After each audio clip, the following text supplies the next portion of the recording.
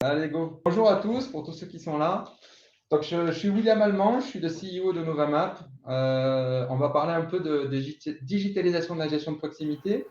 Deux, trois petites règles plus de fonctionnement là entre nous pendant ces 20 minutes. Si vous pouvez couper vos caméras et vos micros, et quand vous avez des questions, surtout, vous n'hésitez pas à me les mettre plutôt par chat.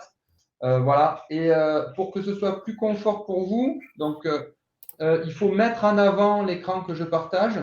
Donc en haut à droite, dans la petite pastille de l'écran, là, il y a mettre en avant, histoire que vous ayez la présentation PowerPoint plutôt qui se mette en grand sur votre écran. D'accord? Donc on va commencer par ce webinaire sur la gestion de proximité. On va aborder trois sujets. Le premier sujet, ça va être digitaliser la gestion de proximité. Pourquoi faire et ça veut dire quoi? La définir ce que c'est à notre sens. Un deuxième sujet où on vous fera un retour d'expérience de nos 10 ans de digitalisation avec de multiples organismes. On fera un peu des panels, on regardera un peu comment les organismes s'y sont pris au cours de ces 10 ans et on vous fera une petite synthèse avec des enjeux clés. Et à la fin de cette séance, on passera la parole à Patrice Bonfillot de l'Office auxerrois de l'habitat qui est venu nous témoigner un peu de comment eux, ils s'y étaient pris et pourquoi ils avaient fait ce choix. Donc, digitaliser la gestion de proximité, c'est quoi et pourquoi? Alors, sans faire trop le vieux combattant, mais bon, voilà, moi, je suis un ancien du logement social, hein, j'en suis à presque 30 ans dans le secteur. Et on a commencé l'aventure avec Novamap, donc il y a 10 ans, on a fêté nos 10 ans, c'est pour ça qu'on a mis ce webinaire sur ce thème en janvier de cette année. Et il y a 11 ans, où en étions-nous dans le secteur HLM? Eh bien, il y a 11 ans, ça faisait 2 ans qu'on avait contracté la CUS, pour ceux qui l'avaient contracté dans les délais. À l'époque, c'est presque 1000 conventions d'utilité sociale, 950 conventions d'utilité sociale qui étaient signées. Je vous rappelle qu'elles devaient être signées avant le 31 décembre 2010. Et pour pour le petit zoom par rapport à aujourd'hui, vous êtes à peu près 450 organismes HLM. Donc, il y a 10 ans, vous étiez 2 fois plus nombreux. Et ça faisait 8 ans déjà que vous faisiez des enquêtes de satisfaction triennales et qu'on constatait tous, puisque moi à l'époque j'étais directeur général adjoint d'un office HLM de 5400 logements, que nos taux de satisfaction, ils n'étaient pas toujours brillants, en particulier sur la propreté et le traitement de la réclamation. Et ces indicateurs de l'enquête de satisfaction triennale, pour la première fois, devenaient des éléments de contractualisation avec l'État. Donc, on était dans un moment, il y a 10 ans, où la qualité de service rendu aux locataires était un élément fort. Le secteur, dans ce moment-là, s'était mobilisé. L'Union sociale pour l'habitat a travaillé avec plusieurs organismes. Et à l'époque, on parlait d'une démarche de certification de qualité qui s'appelait Quali Résidence. Cette démarche-là a évolué et elle sera présentée au Congrès 2015 sous l'intitulé Quali HLM. Et le mouvement prenait là un sens fort en disant la qualité de service des locataires, c'est les équipes de proximité qui l'apportent en priorité. Donc, il faut mettre au cœur des démarches les équipes de proximité, les gestionnaires de sites, les responsables de sites, les gestionnaires immobiliers. Et on a, il y a 10 ans, un regain de zoom sur ces personnels-là qui étaient dans les métiers un peu que nous, on considérait comme les plus difficiles. En parallèle de ça, on a une rupture technologique hyper forte, parce que nous, on a l'impression que ça fait des années qu'on a nos téléphones dans les mains, mais il ne faut pas oublier que l'iPhone, c'est 2007. Donc, moi, à l'époque, je suis dans mon organisme, je suis DGA et je pianote sur mon BlackBerry. La téléphonie mobile n'était pas dans nos usages. L'iPad, les tablettes, la première tablette arrive en 2011 aux États-Unis, en 2012 chez nous. Et moi, je suis dans mon organisme et j'ai plein de problématiques de gestion de proximité que je ne résous pas. Et on se dit, nous, on va créer une approche dans laquelle on met au cœur de la qualité de service les équipes terrain, les équipes de proximité. Et c'est à ces personnels-là qu'on va donner les outils digitaux les plus modernes. On va leur permettre avec les outils digitaux, d'améliorer la qualité de service. Et on part dans cet état d'esprit-là et on va commencer nos premières digitalisations en 2013 avec un organisme qui s'appelle Famille et Provence, qui fait 6500 logements et qui a 44 personnels de proximité. Donc, pour nous, notre définition de la digitalisation de la gestion de proximité, ça consiste à mettre dans les mains des personnels qui sont sur le terrain des outils numériques nomades, mobiles, en lien avec les équipes qui sont sédentaires et qui sont au siège ou en agence. Et de créer les conditions d'une communication fluide entre des équipes sur le terrain et des équipes sédentaires. Pour nous, on ne digitalise pas la gestion de proximité si on n'équipe pas les personnels de proximité. Si on ne met qu'un CRM centralisé, on ne fait qu'un bout du chemin de la digitalisation. Donc, Novamap, quand on parle de ça, on parle forcément de lien entre des équipes terrain et des équipes centrales. Depuis 2013, les premiers organismes avec qui on a travaillé, c'est d'abord des gens qui voulaient améliorer la qualité de service et la satisfaction des locataires. Ils étaient focus sur leur indicateur de satisfaction dans leur CUS. Leur objectif, c'était soit de maintenir, soit d'améliorer ces indicateurs. Et puis, sans vouloir trop faire non plus l'ancien combattant, mais certains d'entre vous sont comme moi des gens qui parcourent le logement social depuis longtemps. Et on sait qu'il y a un autre élément assez fort après la CUS, ça a été la RLS. Et la RLS, c'est 2018-2019. Et à partir de 2018-2019, nous, on a commencé à avoir des organismes qui nous parlaient de qualité, certes, mais qui nous parlaient d'économie, d'amélioration de la productivité. Aujourd'hui encore, améliorer la qualité de service et la productivité, ça reste les deux objectifs les plus souvent cités par nos prospects et nos clients quand ils rentrent dans une démarche de digitalisation de sa gestion de proximité. Mais il y a un tout petit dernier qui arrive fréquemment en ce moment, et ce tout petit dernier, c'est répondre aux attentes des collaborateurs. En fait, un organisme qui aujourd'hui n'a pas encore donné d'outils mobiles à ses équipes terrain est un petit peu, entre guillemets, en retard et du coup, il provoque des attentes de ses collaborateurs et parfois, certains de nos clients, ils veulent aller vite pour un peu calmer des attentes qui sont exprimées. Donc, on a ces trois éléments-là très forts, trois objectifs très forts, qualité de service, productivité, répondre aux attentes des collaborateurs, sachant que ça se localise plus ou moins selon les clients. À noter, à noter sur ça quand même, généralement, les collaborateurs acceptent facilement le changement quand un outil arrive de cette nature chez lui. On constate ça à peu près de partout. Mais comment les organismes avec qui nous avons travaillé ont abordé cette question? On a pas mal de choses différentes. Donc, Novamap, vous l'avez compris, hein, on est là depuis quand même quelques années. On a travaillé avec une quarantaine d'organismes différents, de toute taille, des organismes dans des groupes, des organismes, des offices, des ESH, des SEM. Notre plus petit client gère 2500 logements. Notre plus gros client gère 47 000 logements. On a des filiales de groupes. On intervient dans tous les contextes. Le premier sujet que se pose notre client, c'est quel processus je digitalise. Parce qu'en fait, la gestion de proximité, ce n'est pas un truc monolithique. Les personnels de proximité, ils font plein de choses. Et la qualité de service, la satisfaction des locataires, elle est liée à plein d'activités différentes. Évidemment, l'état des lieux d'entrée et de sortie, c'est un des modules sur lesquels nous, on est beaucoup connus parce que ça a été souvent la porte d'entrée de la digitalisation de la proximité de nos clients. Mais il y a beaucoup d'autres choses derrière. Il y a la surveillance régulière des équipements et des dégradations. Il y a le contrôle de la qualité de la propreté des espaces verts. Il y a le traitement de la réclamation, mais le traitement de la réclamation en mobilité. Comment je fais pour donner à mes équipes sur le terrain les informations adéquates pour répondre correctement et de façon personnalisée à mon locataire. Il y a la commande des travaux curatifs. Il y a le suivi des événements des bons de commande avec les fournisseurs. Donc, les suivis des événements, je veux dire comment moi, personnel de proximité, je suis au courant de façon fluide que mon entreprise A est intervenue chez mon client A.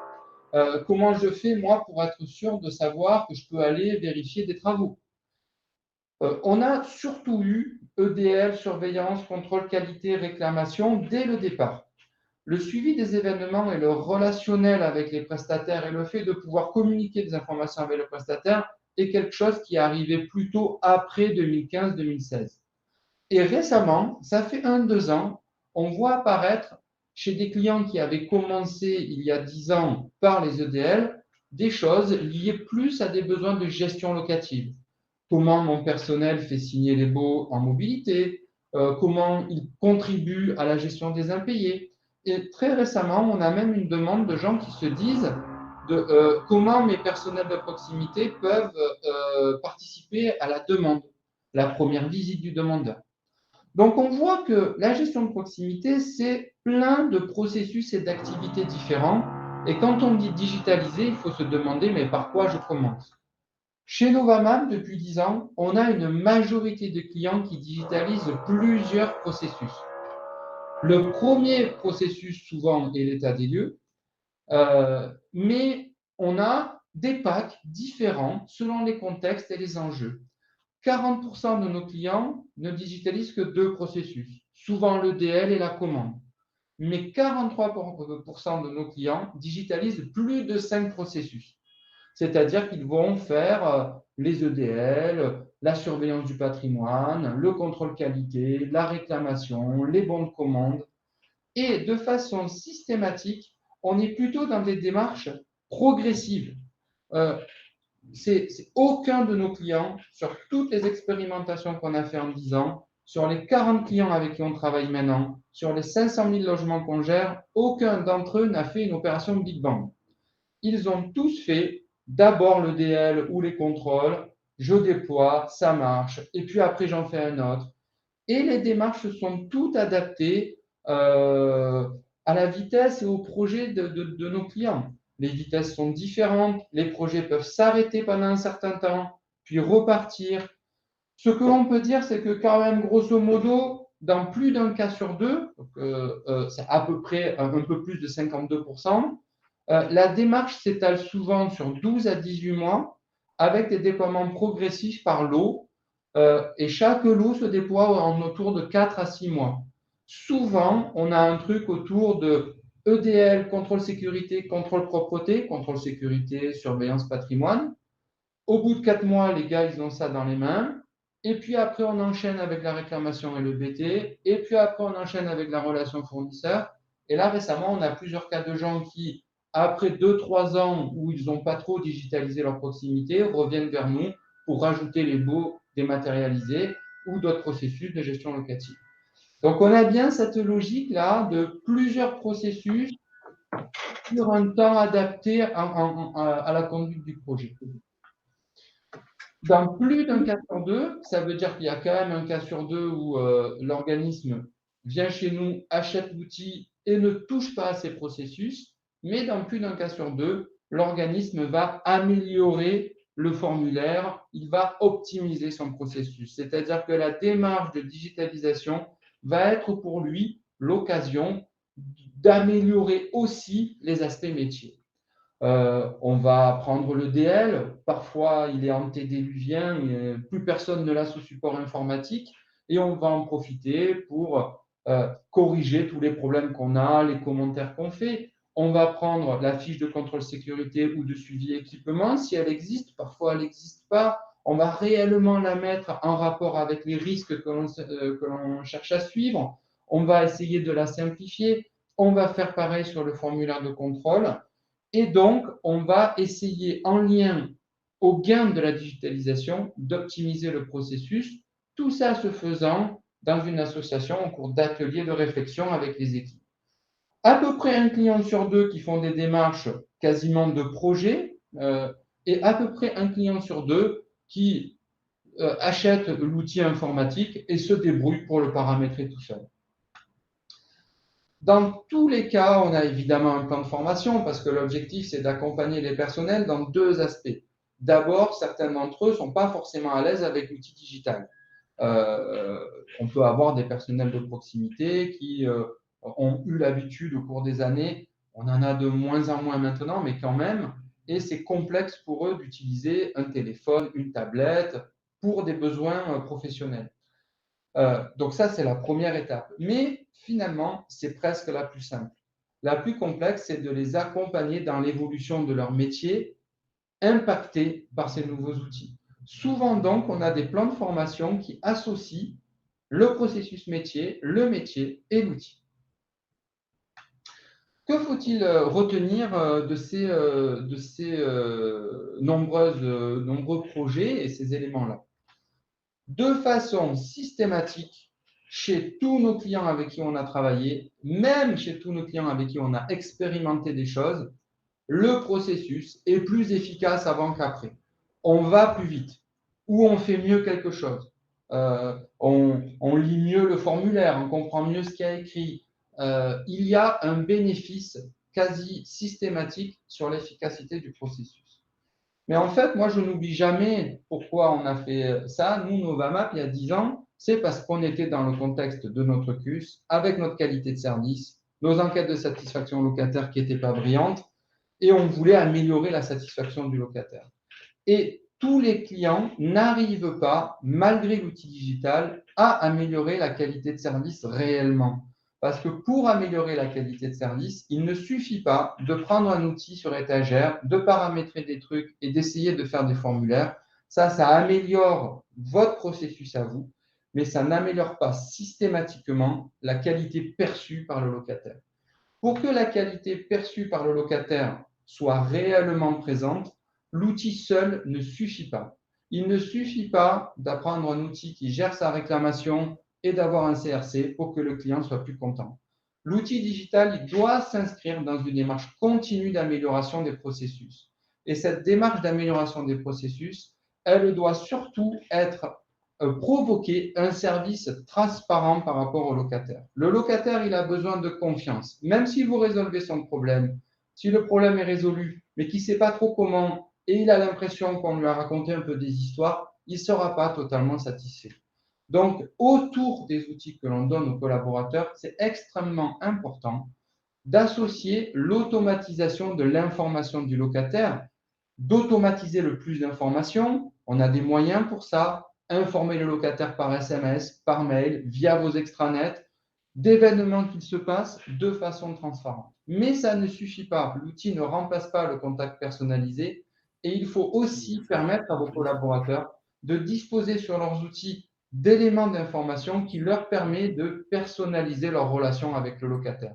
Il faut que vos équipes sur le terrain connaissent les derniers contacts que le locataire a vus avec vous, de telle sorte à pouvoir en tenir compte dans leur relation avec le locataire. Donc, il faut utiliser l'outil pour rendre transparents les processus.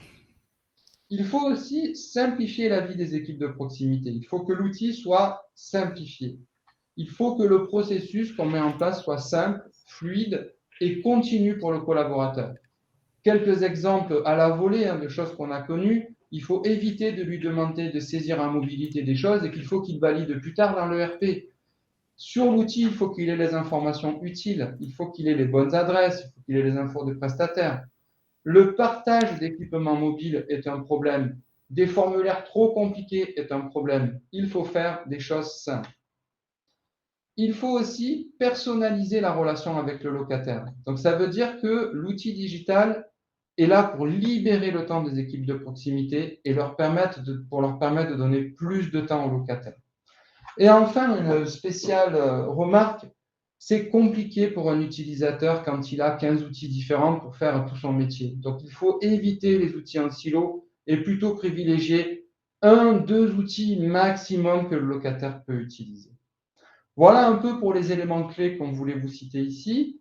Et je vais passer la parole à Patrice Bonfillou qui va garder la fin de cette présentation pour nous dire un peu quel était, eux, leur retour d'expérience.